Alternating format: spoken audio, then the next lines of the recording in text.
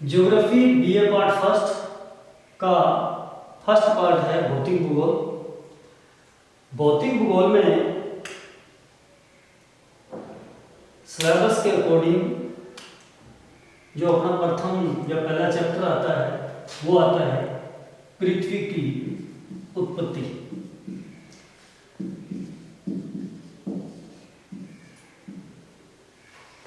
तो देखिए सौर ग्रह, सौर परिवार के 8 ग्रह हैं। 8 ग्रहों में 4 ग्रह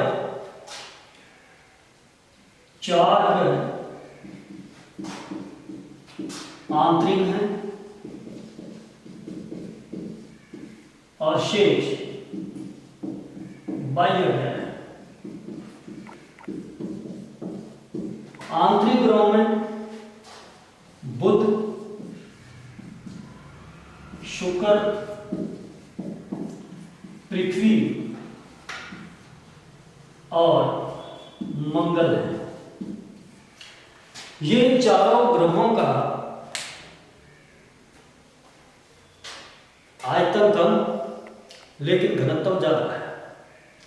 ज्यादा घनत्व की वजह से ज्यादा घनत्व पर गुरुत्वाकर्षण बल ज्यादा काम करता है, इस वजह से ये सूर्य के नजदीक है।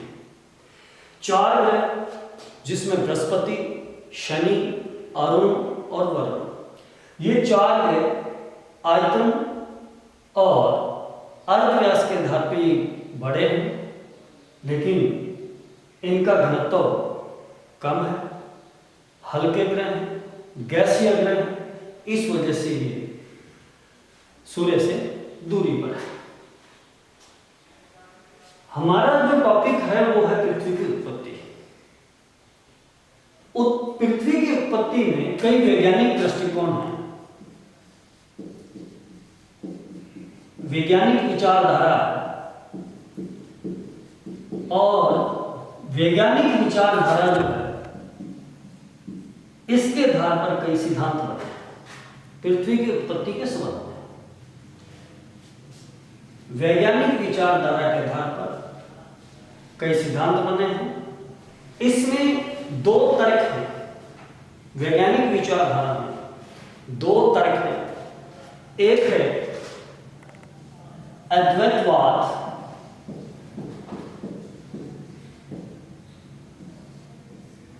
जिसको इंग्लिश में नाम दिया गया है मोनेस्टिक कॉन्सेप्ट, और दूसरी विचारधारा है द्वैतवाद।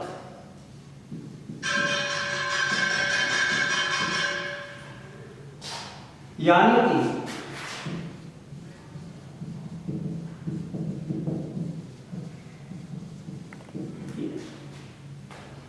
हमें दोनों विचारधाराओं पर जो महत्वपूर्ण सिद्धांत हैं, थॉट हैं, वो देने हैं, समझने हैं। परीक्षा के दौरान इनमें से जरूर क्वेश्चन पूछा जाता है। तो आज हम सबसे पहले अद्वैतवाद के बारे में बात करेंगे।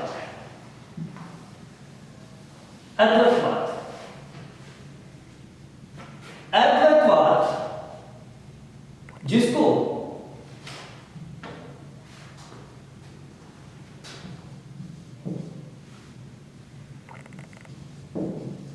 प्रेंटल हाइपोथेसिस के नाम से भी जाना जाता है, या अद्वैतवाद का मतलब किसी एक पृथ्वी या ग्रहों का निर्माण किसी एक वस्तु या एक तारे से जिसका निर्माण हुआ हो, यह अद्वैतवाद के अंदर आता है। मोनास्टिक कॉन्सेप्ट, मोनास्टिक थ्योरी के अंतर्गत आता है।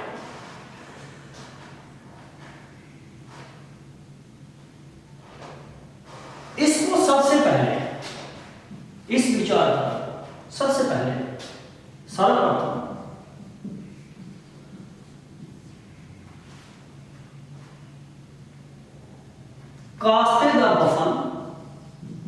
कास्ते द द बफन दे दिया था। कब?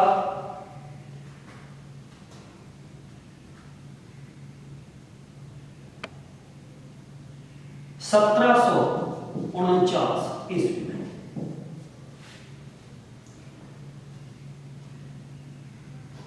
सबसे पहले विचारधारा इनकी, इसके बाद क्रम चलता गया है, जिसके अंदर जो नाम लिख रहा हूं ये एडवर्डवाद के ही वैज्ञानिक हैं, जिसमें इमैनुअल कांट, लाप्लास, रॉस और लॉकियर, इन दोनों ने, इन विद्वानों ने एडवर्डवाद पर अपनी थ्योरी दी है। कांट की थ्योरी इसमें आई। कांट की थ्योरी का संशोधित रूप, जो कांट की थ्योरी में कमियां थी, उन कमियों को दूर करके लाप्लास ने थ्योरी दी है। ये दो थ्योरीज वर्तमान जो आपका बीए फर्स्ट ईयर का सिलेबस है उसके अंदर ये इंपॉर्टेंट है। अब मैं बात करूंगा एडवर्डवाद के अंदर लाप्लास की थ्योरी। लाप्लास की थ्योरी क्या है? यानी कि जिस हिसाब से इसको पूछा जाता है उसके अकॉर्डिंग मैं बोलूंगा। इसको बोलते हैं लाप्लास की निहारिका परिकल्पना।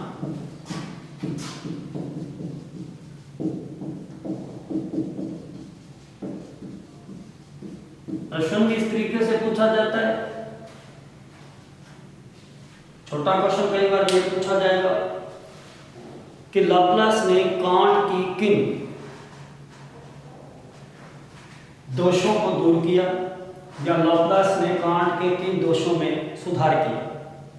दूसरा क्वेश्चन, लाप्लास की निहारिका परिकल्पना का आलोचनात्मक व्याख्या करें, या लाप्लास की निहारिका परिकल्पना का मूल्यांकन करें।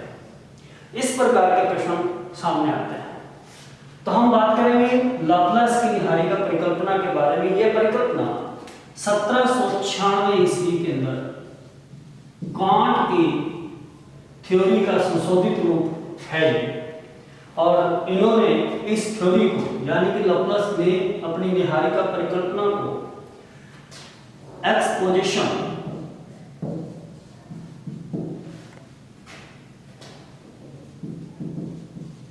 Of the word system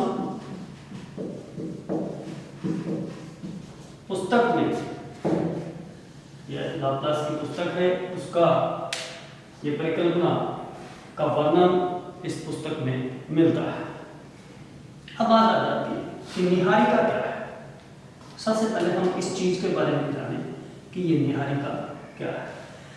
Niharika जो है वो एक गतिशील गर्म तप्त एक पिंड है, जिसकी परिकल्पना लाप्लास ने अपनी इस थ्योरी के अंदर की है।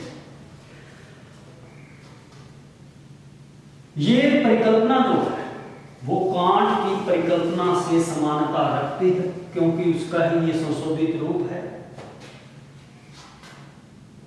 अब बात यह आती है कि यदि ये कांट की थ्योरी से साम्य रखती है तो किन बातों पर सुधार है, तो किन बातों पर। तो सबसे पहले मैं बात करूंगा कि लाप्लास ने कांट के 3 दोषों, यानी कि अशुद्धियों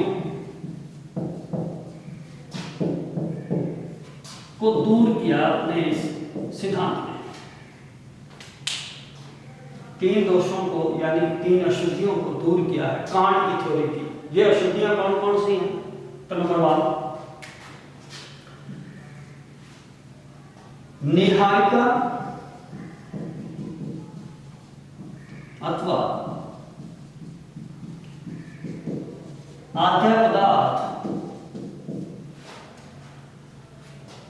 के कणों के टकराव से पर्याप्त ऊष्मा प्राप्त नहीं हो सकती। देखिए, कांट ने अपनी थ्योरी में यह कहा था कि जैसे ही आद्य पदार्थ जो हैं वो आपस में टकराने से उनके अंदर बहुत सारी मात्रा के अंदर ऊष्मा प्राप्त हुई और ऊष्मा प्राप्त होने से उसके अंदर गति बनी, गति आई।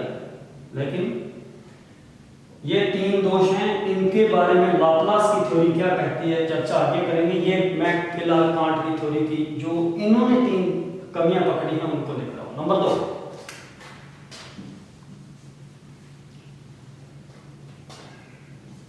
कणों के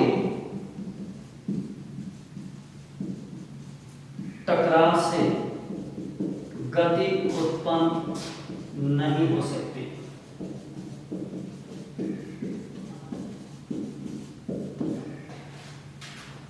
कणों के टकराव से गति उत्पन्न नहीं हो सकती। थर्ड,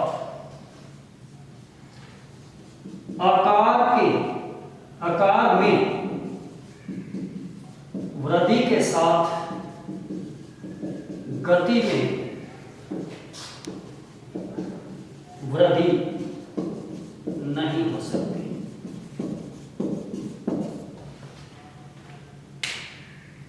कणों में टकराव हुआ है, ऊष्मा प्राप्त हुई है, उनका गति बनी है, उसमें वो घनीभूत हुए, यानी कि वो कण पहले बिखरे थे, बाद में इकट्ठा होना शुरू हुए हैं। इकट्ठा होना शुरू हुए तो कोई भी चीज एक ही जगह इकट्ठी होती रहेगी तो उसका आकार में वृद्धि होगी। कांट ये कहता है कि जैसे जैसे वो कण इकट्ठा होते गए उसके आकार में वृद्धि होती गई। आकार में वृद्धि होने से उसकी गति में भी वृद्धि हुई है, ये कांट है। लेकिन लाप्लास महोदय कहते हैं कि टकराव होने से उससे जितना जो चीज बनने के लिए उसको ऊष्मा चाहिए वो ऊष्मा उतनी प्राप्त नहीं हो सकती। दूसरा, कणों के टकराव से उसमें गति नहीं आ सकती।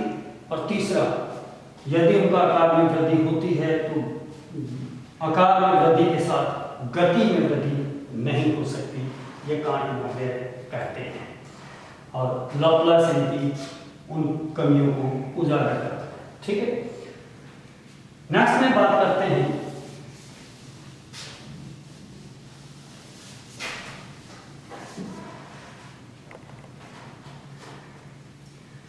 इन्हीं थ्योरी, लाप्लास की थ्योरी क्या है। नंबर 1, जो थ्योरी हमने पहले पीछे कमियों की वजह से कमियों की पढ़ी है उसी थ्योरी पर हम आगे चर्चा करते हैं। लाप्लास के बारे में क्या कहते हैं कि प्रथम समस्या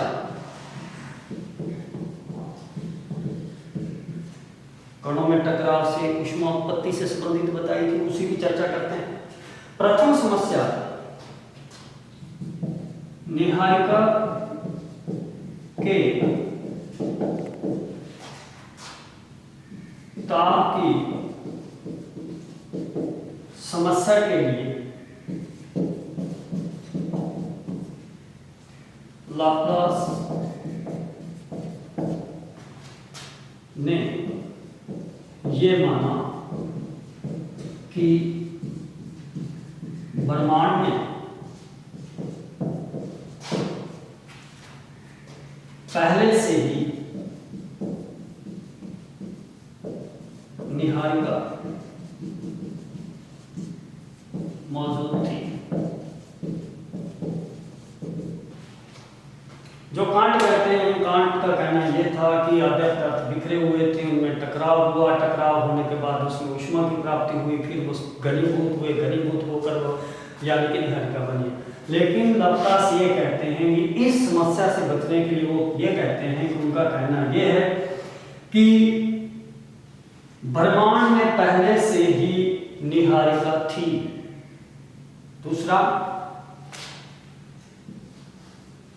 दूसरी ये है कि ऊष्मा उत्पत्ति यानी कि कणों के टकराव से गति उत्पन्न हुई, ये बात पीछे कही गई। लेकिन यहाँ पर लाप्लास महोदय ये कहते हैं कि निहारिका पहले से ही गतिशील थी, निहारिका पहले से ही गतिशील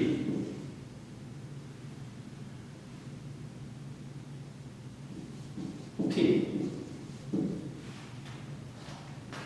तीसरी चीज ये हमारे सामने आई थी कि आकार में वृद्धि से गति में वृद्धि नहीं हो सकती, हमने पीछे पढ़ा। यहां पर ये कहते हैं कि निहारिका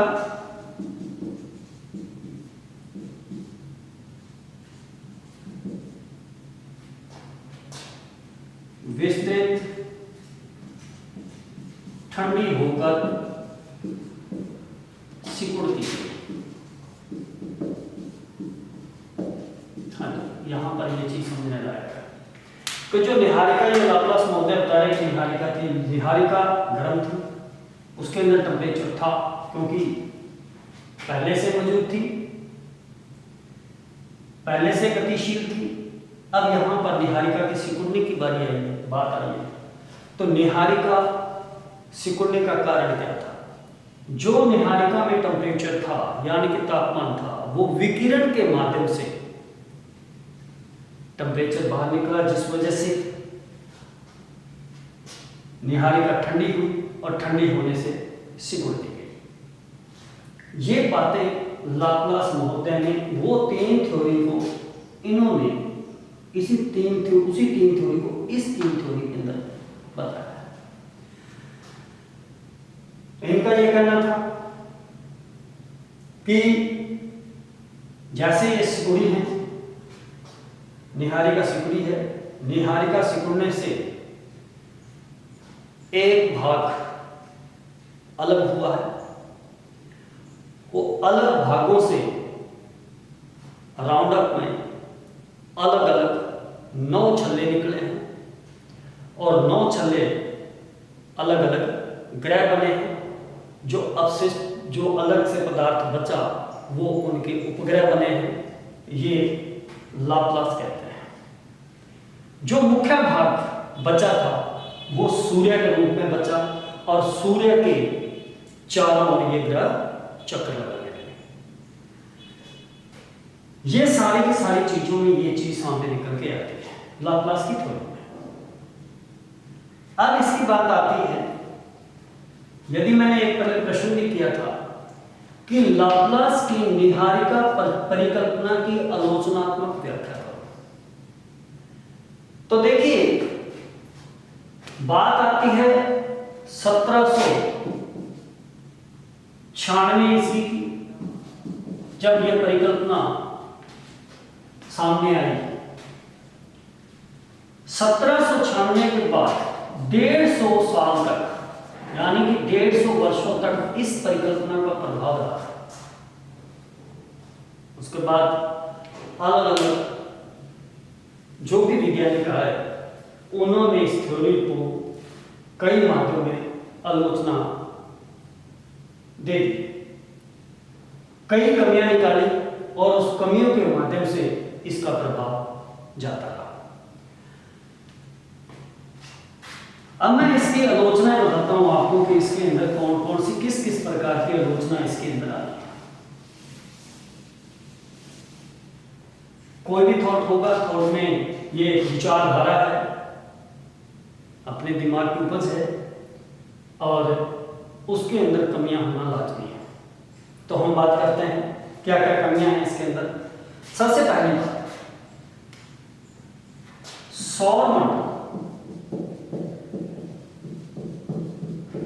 सौर मंडल में के विभिन्न ग्रहों का वर्तमान कोणीय आवेग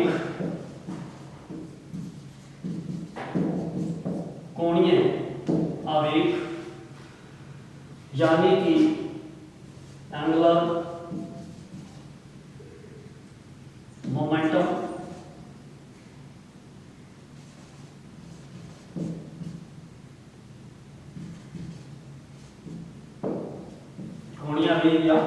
एंगुलर मोमेंटम जो शुरू में मौलिक निहारिका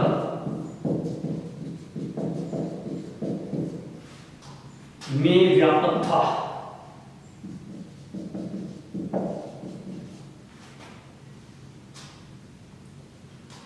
भ्रमण जो ग्रह भ्रमण के खुद का अक्ष में घूमना, खुद की जो स्थिति में भ्रमण की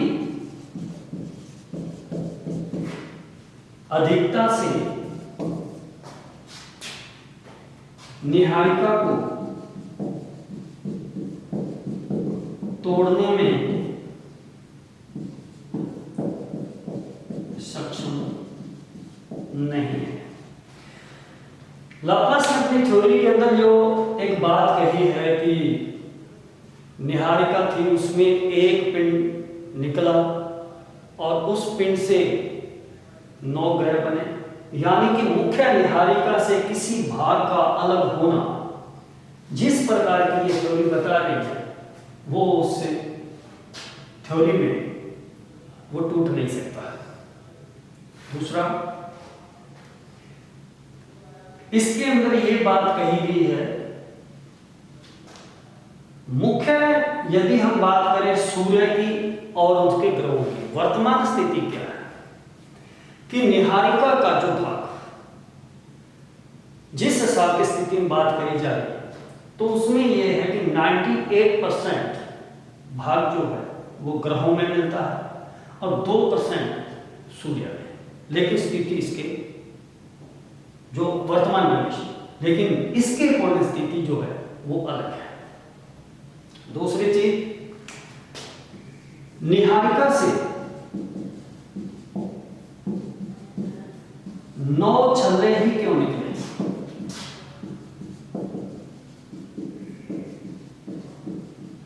देखो, मैं यहां पर 9 ग्रह की बात कर रहा हूं, लेकिन वर्तमान में ग्रह जो हैं वो 8 हैं।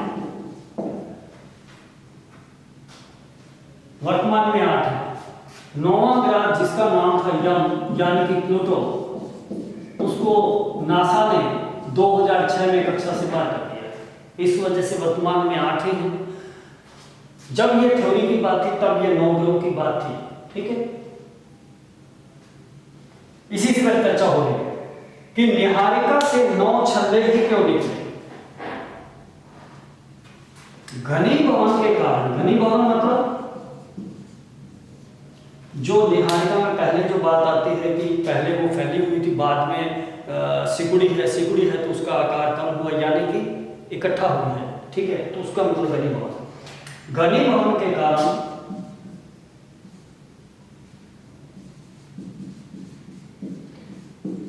एक छल्ले का सारा पदार्थ जितना भी है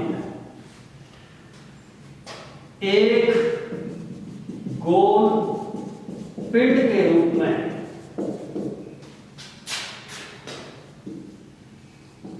नहीं रह सकता, नहीं बदल सकता या रह सकता, बल्कि कई छोटे छोटे टुकड़ों में बंट जाता है। घनीभवन हुआ है, उसके अंदर गति है, गति के कारण वो एक तरल पदार्थ के जैसा है, जैसे उसके अंदर गति आएगी, ठीक है, तो वो बिखर जाएगा, यानी कि एक पिंड ना रहकर वो कई छोटे छोटे टुकड़ों के रूप में बन जाएगा। यह आलोचनाएं बता रहा हूं जिसकी वजह से इन्होंने आलोचनाएं की है। नंबर था, इस प्रक्रिया में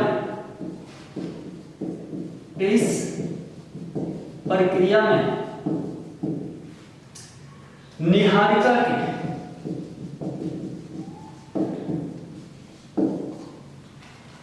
कणों की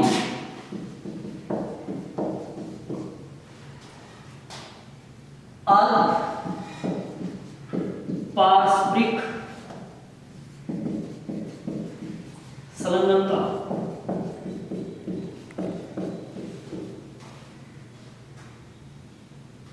से अल्पपारस्परिक संलग्नता से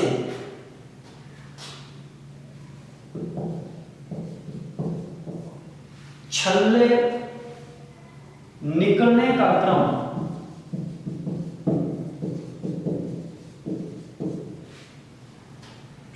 जारी रहेगा।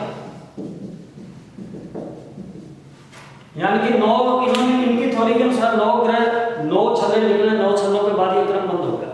लेकिन आलोचक क्या कहते हैं, जिन्होंने इसको क्रिटिसाइज किया है, वो क्या कहते हैं? उनका कहना यह है कि इस प्रक्रिया के अंदर अल्पपारस्परिक संलग्नता से जो छल्ले हैं उनका क्रम जो है वो जारी रहेगा, रुकेगा नहीं। इस चीज के लिए भी लाप्लास की थ्योरी आलोचना का शिकार हुई है। नंबर 4,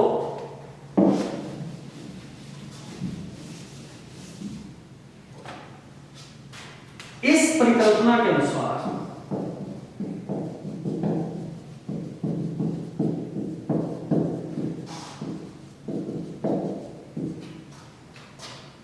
उपग्रह अपने पिता ग्रह के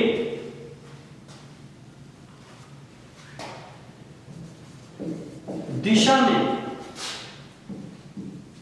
घूमना चाहिए।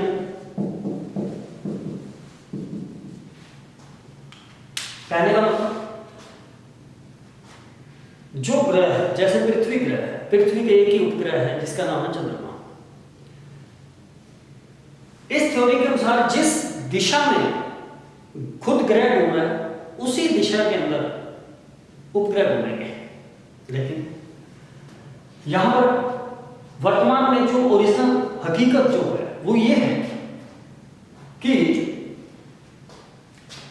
लेकिन शनि व बृहस्पति ग्रह के उपग्रह अपने पिता ग्रह की दिशा के विपरीत घूमते हैं।